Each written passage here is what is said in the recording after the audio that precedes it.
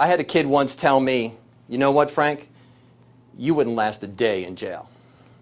I felt a little bit insulted, and I said to him, you know, why do you say that? And the kid said, well, let me give you a little quiz. I'll test you. First day in jail, you go into the general population. There's a bunch of guys there. One of them comes up to you and says, you got a cigarette. What do you do? And I go, well, if I got a cigarette, I give him a cigarette. He goes, wrong. I'm like, well, what am I supposed to do? He goes, punch him in the face as hard as you can.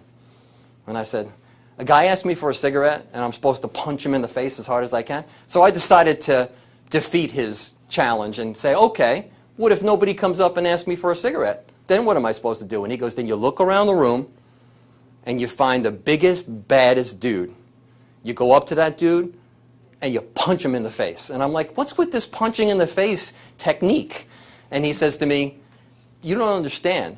As soon as you come into the population, you must establish that you're crazy and that you don't care. And I said, what if the guy beats the hell out of me? Well, if he beats the hell out of you, I promise you, it'll be worth the beating because you will have established that you're crazy, and people don't mess with crazy people in jail. He said to me, if you give him that cigarette or you back down, and then he went on to tell me that I would somehow be married to the person or something like that. My point in telling you that story is, I think a lot of times when we invite at-risk youth to try to come into more appropriate, gentle, nurturing, non-aggressive environments, it's the same fear that they feel as if we were invited to go live in a jail because they don't have the skill sets for that environment.